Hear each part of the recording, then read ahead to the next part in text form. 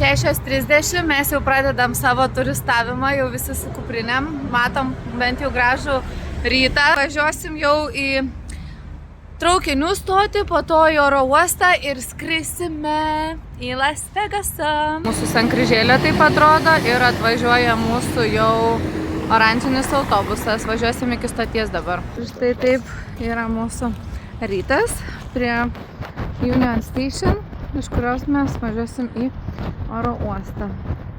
Nu tie jų geltoni ir rožiniai dangaus atspalviai, tai mane tiesiog verčia įsimylėti. Tokių mašinyčių, Teslytė, Toyotytė, net pavadinimo nežinom.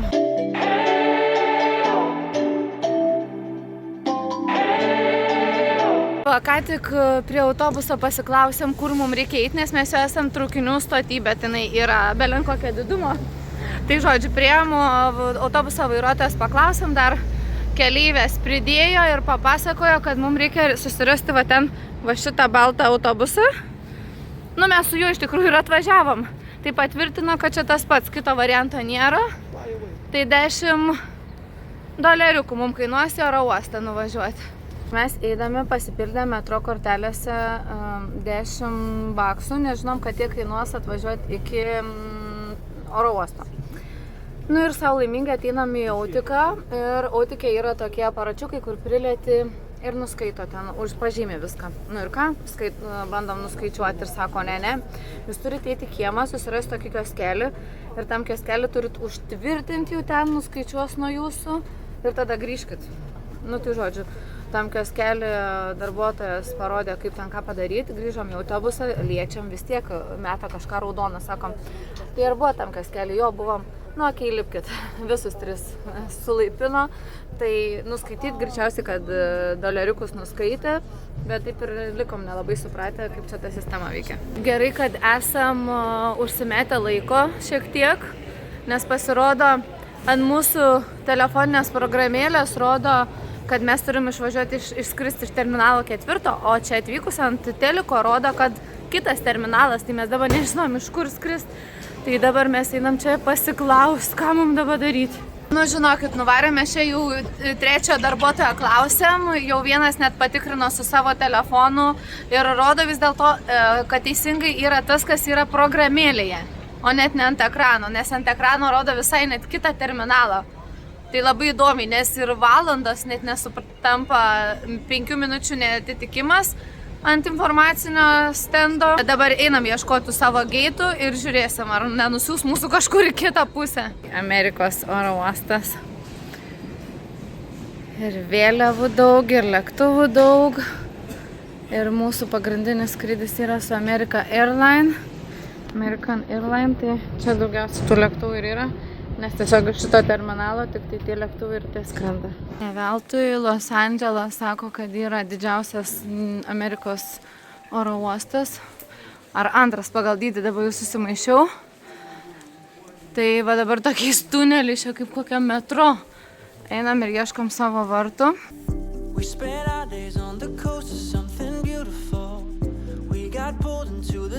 Einam visur pagal rodiklį, sudėtinga nėra, bet atstumai nemaži. Tai taip, kad iš tikrųjų ne veltui sako, kad reikia apie 3 valandas užsimesti prieš skrydį. Taip, atrodo mūsų lėktuvai, vienas jau važiuoja į taką, greit kils. Ir va čia vien tik tai American Airline.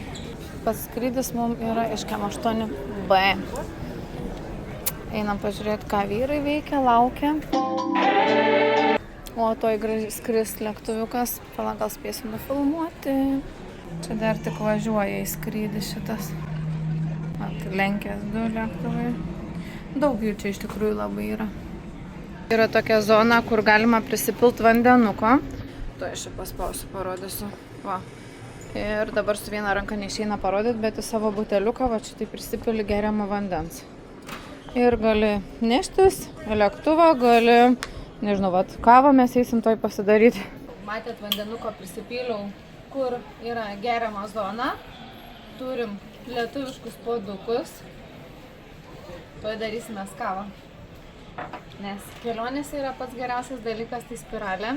Tikiuosi, kad dar veikianti, jau tiek mačius, jau tiek čia prasilydžius. Per daug pripylė. Tau burbuliuos, tai kaip ir taškys čia visur. Pasaugosiu, kad neburbuliuotų ir aišku, brolis pasirūpino kištukais, kad tiktų į amerikietiškus lizdus. Tai dabar tik tai liks sulaukti, kol užvirs. Bet reikia stebėti, kad neprabėgtų vanduo po to. Tai žodžiu, čia vat amerikietiškai lėktuvai skraido ir mes lietuvišką kavą daromės. Mūsų spiralė jau darbą atidirbus, tai variukas geria. Variukas darbą atidirbo? Kavytė geria. Tai va, kai moki suktis, gali ir pigiau prasisukti, nes vienas kavos puodelis apie $5. Tai mes kažkaip nenusiteikę čia į dieną po keletą puodelių pirkti. Įdomiausia, kad mes esam visi su tokiom nemažom iš tikrųjų tašėm. Aš turiu tik šitą vieną, brolis tokias 2, Aivaras šitokias 2. Tai mes už jas papildomai Europoje Rygoje sumokėjom €90. O Amerikoje čia yra tiesiog mažas tašytės ir mes nuėjom parodyti, sakom, ar mums reikia papildomai svorio išsipirkti už tas tašės, nes jos mums tipo didelės. Sako, kur jūsų tie lagaminai? Nu, sakom, čia, žinai, ant nugaros tu laikė vyrai. Baikit čia, sako, kai mažas tašytės, įkit, nesukit galvos. Nu, tai dabar dar kol kas į lėktuvą neįėjom, tai žiūrėsim, ar lėktuvė neužklius mūsų tos tašės, bet kol kas apsauga, tai sakė, čia net nesiskaita, kad čia būtų lagaminai kažkokios didelės tašės. Į tą patį viskas įskaičiuota. Va, su tokiom tašėm dar Aivarai parodyk rankose. Čia yra tiesiog paprastas eilinis mažas bagažas ir niekam net neįdomu. Sako, tai kur jūsų tie lagaminai, jeigu čia jūs tipo didelius bagažus turit. O Europoje čia nuo €30 už tokį 4 kg viršsvorį. Žodžiu, gal šitam pointe visai ir neblogai Amerikai skraidyti. Europa turtinga. Ne, turtėjai iš turistų. Tuščias bagažų skyrius ir iš karto matos, kad palyginus plačiau negu kad europiniuose skrydžiuose. Aivariukas mano kuprinytę pasirūpins. Oi, ačiū. O, čia tos mažo dydžio, kuriam niekam neįdomu ir papildomai nekainuoja. Tai iš karto noriu vyrai pasidžiaugti, kad kojos net nesiremia į sekančias sėdynės. Plius aš tai iš viso čia kaip lovą išsitiesus. Čia dar turime pakrovimo lizdus, kad skrydžio metu gali telefoną krautis. Dar čia irgi USB, bet tik mes palikom tašėse. Ir koks įdomus faktas, kad visur uždarytos užvaldos, nors pas mum pakylant visur liepia privalomai. Tiesiog iš vis jų nedarinėja, jeigu nėra poreikio. Tai va, čia pralangėlė sėdim ant sparno ir skrisim su American Airline. Las Vegasas laukia mūsų vyrai. Jo, važiuojam pasipildyti pinigų. Gerai, naujai kelioniai. O rimtai, kaip galvojat, arba kokį pasiūlymą turėtumėt mūsų naujai kelioniai? Ar ne? Galit komentaruose rašyti ir kažką mums pasiūlyti. Aivaras džiaugiasi, kad yra tokie vat telefonų laikikliai, kur galim... Jo, čia kas pagal savo poreikia. Bet va, tokių privalumų yra. Dar tokį noriu pasakyti faktą, nes daugam labai įdomu, kiek kainuoja. Tai vidinis skrydis iš Los Andželo į Las Vegasą mums kainavo apie $80.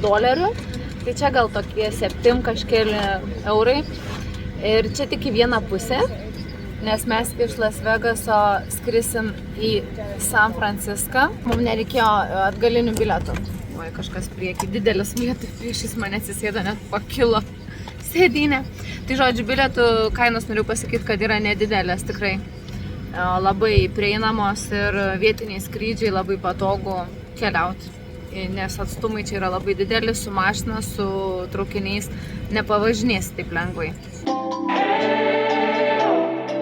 Džiaugsmingai susėdom į lėktuvą ir skrydis truks iš Los Andželo į Las Vegasą tik apie 43 minutės gal. Ir ką tik kapitonas pranešė, kad, kaip matot, stovim, niekur nejudam ir dabar stovėsim mažiausiai 20 minučių. Mes visi turim būti lėktuve, niekas negalim išlipti, nes Las Vegase kažkas atsitiko, kad nėra mūsų skrydžiui tuščio tako, kur galėtumėm nusileisti. Nu, kažkas tokio. Šiaip labai didelis smogas, jūs galit matyti, va tenais labai didelis rūkas, didelis vėjas, aš tai dar nujaučiu, kad čia gali būti susiję.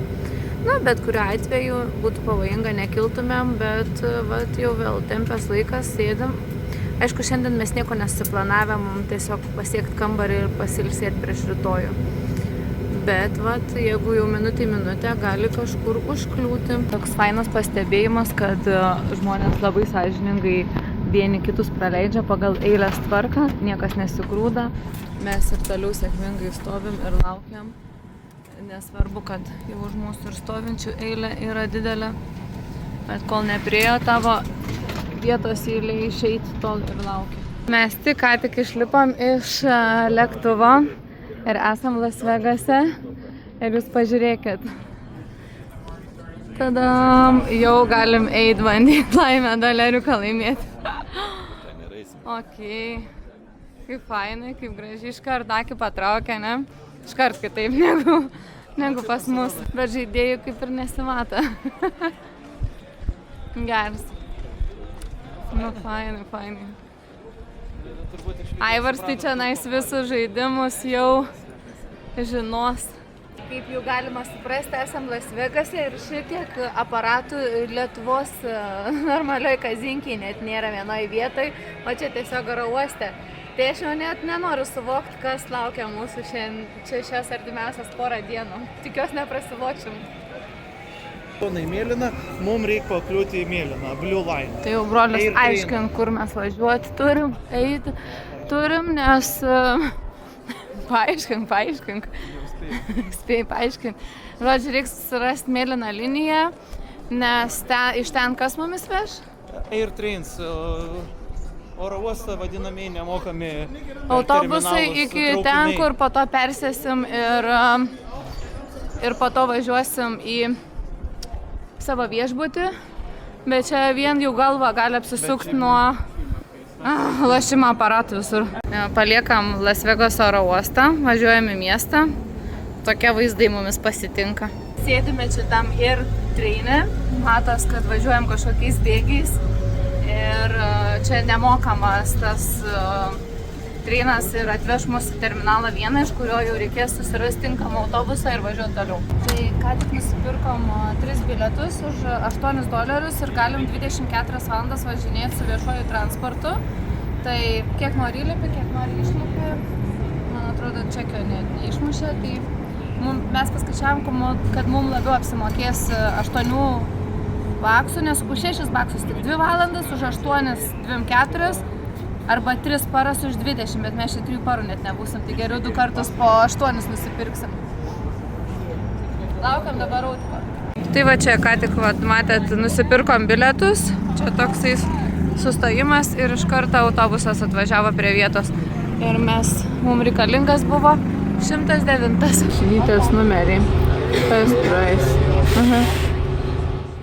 Štai tokios apsaugos ant ratų.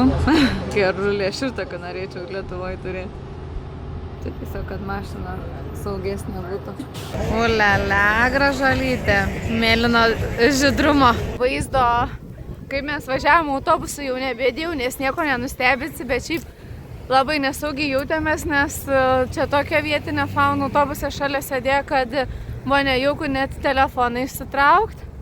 O mes jau vaikštom, ieškom savo kambariuko. Pažiūrėsim, kokio lygio šį kartą būsim išsinuomavę. Bet šiaip viskas jau blizga, daug spalvų, muzikos, visokių dekoracijų. Matot, va čia batuką gal reikia nueit pasimatuoti. Žodžiu, išeisim ir vakare labai įdomu, kaip čia viskas šviečia. Pagaliau pasiekėm savo kambariuką Las Vegase. Toks kuklutis, nelabai jau čia prašmatnas. Man vienoj pusė reikia už langą pasirodyti. Bet čia net nieks nesupras, kad čia yra kalidoriai. Ok. Žiūrim, ponikę savo. Ne kažkas prabangiai, bet per miegot nusiprausti bus pats tas.